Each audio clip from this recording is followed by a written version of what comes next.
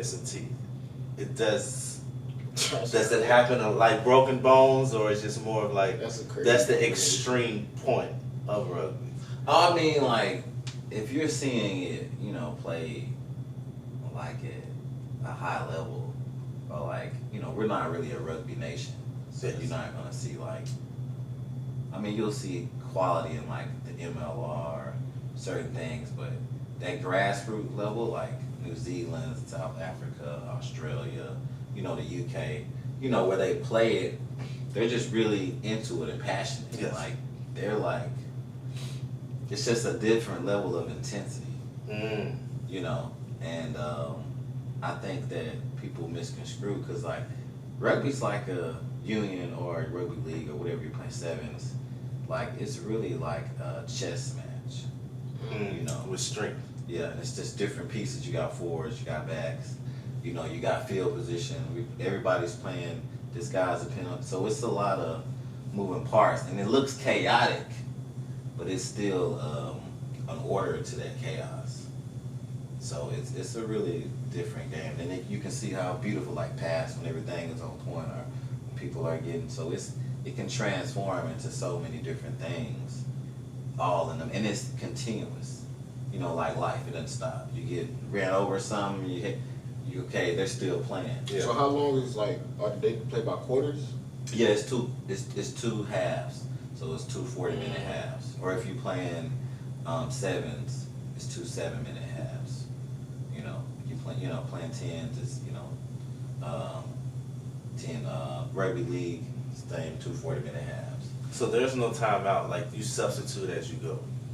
Well, you have like reserves. If someone gets hurt, like you have people that's coming off the bench. But like, if you're in the game, like it's like basketball, like you're going the whole time. Yeah. Like your offense, defense, or coming off the field.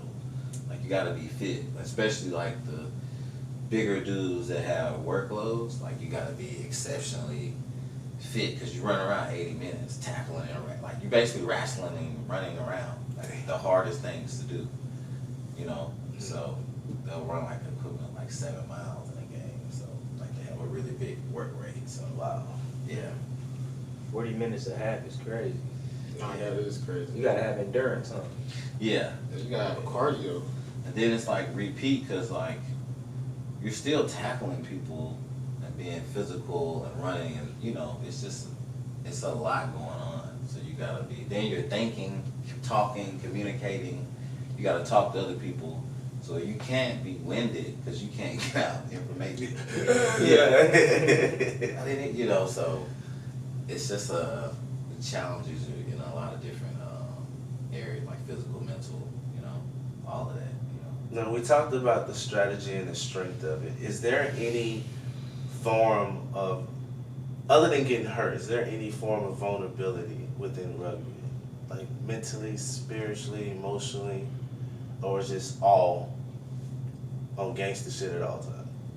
I think, for me, I feel like it's the vulnerability of trusting the person beside you. Because especially on like defense or whatever position I'm playing fullback, wing, I'm talking to this guy, I'm letting you're helping people do their job. Even if someone's catching the ball, like he's focused on catching the ball, I might be talking about, you got it, you got time, you got time. You know, just those little things are like, you know, just talking and communicating. And you have to be vulnerable in the moment, because it's chaotic too. So yes. You might get cussed out. So you can't be like, you know, like, it's a high pressure. So it's high level communication. So it's just, you have to be able to still be zenned out. Okay, I just got blasted, but hey, what's the next deal? Like, you know, it's just, it's so much dramatic stuff is gonna happen. You can't let that trauma, you know, let you mess up the next step, because it's like, next job. What's my next job? Because I can't be emotional, because I got to help my teammate out. I got to go bail him out. I can't be, oh man, you know, then boom, they got another play on it. So I think it helps you be less worried about yourself, and then, you know, because I don't want to ever let my team down by not doing my job.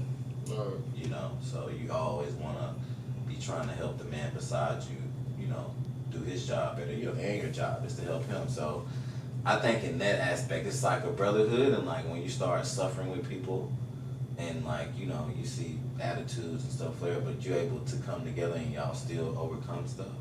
I feel like that's a feeling that a lot of people never get to experience. Because most time when you start arguing and stuff, you know, You start separating. yeah, but like if you can come together and you know you got people that are just passionate about the game and you don't take it personal, then you can use that to become spiritual. You can put that against your opponent. Once y'all come together, y'all can use that energy to supersede these insurmountable odds, you know? That's crazy. Because I'm trying to compare that to football. Football is more, yes, it's a team sport, but it's more of like, it's like isolation. Like if a defensive lineman knock off an offensive lineman, it's very rare for the tight ends to see